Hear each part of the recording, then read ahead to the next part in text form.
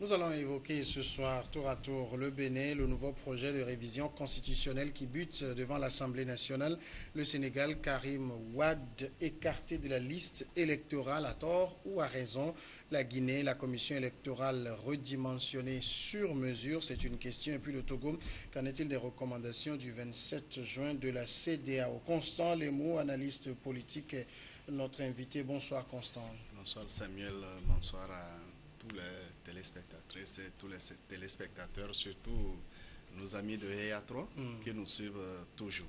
Merci. Magloire Teko-Kenvi, rédacteur en chef Flambeau des démocrates. Bonsoir Magloire. Bonsoir Samuel, bonsoir chers amis autour du plateau, bonsoir à tous les téléspectateurs de la Néo TV. Merci. Le Bénin pour commencer le projet de révision constitutionnelle qui bute devant l'Assemblée nationale. La révision de la Constitution souhaitée par le président Talon et autorisée jeudi soir par le Parlement va être soumise à référendum. La majorité des députés nécessaires pour son adoption n'ayant pas été atteint dans la nuit de jeudi à vendredi. Le principe de la révision avait été adopté jeudi soir par 62 des 83 députés. Il y a eu une abstention, sachant qu'une majorité de 3/4 de la Chambre est nécessaire pour engager une modification de la Constitution. Constant Lemou, qu'est-ce qui pousse tant Patrice Talon à vouloir coûte que coûte toucher la loi fondamentale béninoise? Le président Patrice Talon, depuis sa campagne au début de son mandat, a toujours axé sa vision et ses actes vers les actions de développement du Bénin. Il accorde très peu d'importance à la politique politicienne, aux débats qui n'ont pas vraiment d'apport nécessaire pour le développement du Bénin. Donc, vous allez constater que partout, à tous les niveaux qu'il agit, l'objectif, quel impact sur le développement du Bénin. C'est ce qui a toujours guidé ses actions. Donc, la nécessité de retoucher la Constitution n'est pas au niveau des fondamentaux de la démocratie, mais il cherche à perdre moins de temps autour des questions politiques, surtout les questions électorales, de sorte que les Béninois ne prennent pas trop de temps autour des élections. C'est pourquoi ils ont trouvé la nécessité, il a trouvé, avec lui et sa mouvance, ont trouvé la nécessité de regrouper les élections en une période donnée, de sorte à dégager le maximum de temps possible pour permettre aux Béninois de vaquer librement à leurs occupations.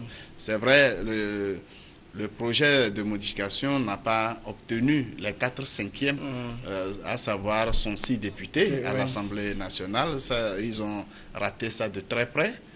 62 au lieu de 66. Il manquait 4 députés pour que la loi passe à l'Assemblée nationale. Désormais, il faut aller au référendum, mais là, ça pose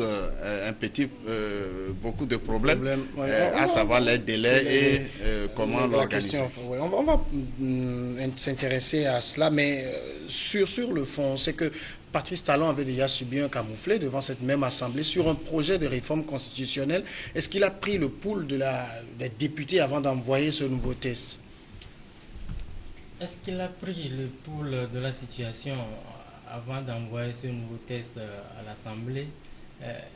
Je dirais qu'il sait à peu près ce qu'il attend, étant un homme politique, même si on l'admet, des affaires. Voilà, qu'il vient du milieu des affaires. Après tout, il apprend sur l'État. C'est après tout un jeu politique. Un jeu politique. Quand vous voyez un peu l'argument des députés issus de l'opposition, on veut prêter l'intention au président Talon de vouloir sauter un peu la présidentielle de 2021. Et là, il me semble que c'est beaucoup plus là où le débat se trouve.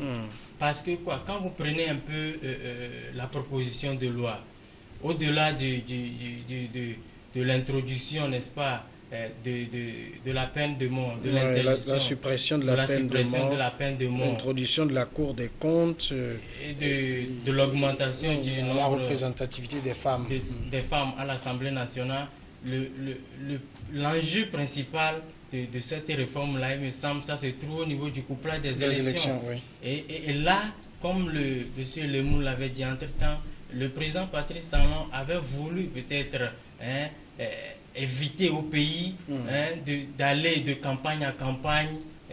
Ce qui fait, parce que quand vous prenez un peu les statistiques, on parle de 90 milliards dépensés par l'État entre 2015 et 2016. Donc c'est beaucoup plus l'idée de rassembler tout ça là en un pour passer plus de temps aux actions de développement. Mais il se trouve que son idée à l'origine, peut-être une idée novatrice, se heurte beaucoup plus à l'intransigeance de l'opposition qui estime que le président n'a pas un jeu assez clair. Parce qu'au début, le chef de l'État béninois a dit qu'il ne fera plus, qu'il ne fera qu'un seul mandat.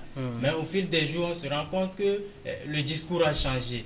Et aujourd'hui, quand on dit qu'on veut coupler les élections, je crois savoir que le Bénin doit aller aux législatives l'année prochaine, en 2019. Ouais. Maintenant, le débat qui est là, est-ce que si c'est que la loi passait, est-ce que les élections de 2019, on allait ramener la présidentielle de 2021 à 2019 ou comment est-ce que ça va se faire? C'est en cela que l'opposition dit que le jeu n'est pas clair et donc il fallait redonner la parole au peuple à travers le référendum. Alors justement, Constant Lemou, est-ce que l'exécutif béninois n'a pas manqué d'expliquer aux élus le contenu même et l'idée derrière cette réforme-là?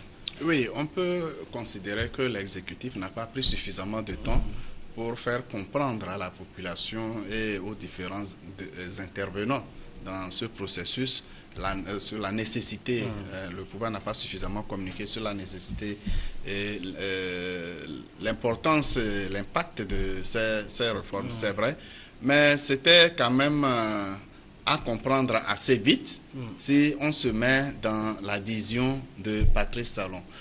Au fait, Patrice Talon ne peut pas passer tout le temps à crier « je ne ferai qu'un seul mandat ». Jusqu'à présent, il n'a pas encore dit le contraire. Seulement, le jeu politique en Afrique et surtout dans la sous-région, vraiment dans les pays francophones surtout, ça se ressemble. Moindre pas, on pense déjà à une intention derrière. Au lieu de voir exactement... En faisant cette promesse durant sa campagne, il aurait pu se passer de cela. Personne ne lui a demandé de dire qu'il n'allait faire qu'un seul mandat. Jusque-là, comme je l'ai dit, il n'a pas dit le contraire et rien.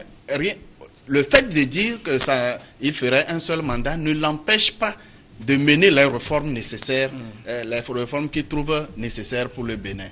Seulement, la suspicion est tellement permanente, l'idée de complot c'est tellement permanente, elle est tellement permanente dans les mentalités au Bénin comme au Togo, si bien que au lieu de voir l'objectif et l'intérêt pour lequel on veut mener telle réforme, on voit plutôt l'homme. On veut voir exactement, est-ce que ça ne risque pas de profiter à celui qui a pris l'initiative? On ne se pose pas la question, est-ce que cette réforme profite au pays ou non? Si on mettait l'intérêt supérieur des pays au-dessus de tout, eh bien, ces réformes n'ont pas besoin de polémique. Alors, nous continuerons ce débat sur le Bénin qui est intéressant. Nous allons simplement marquer la courte pause et on revient tout de suite après.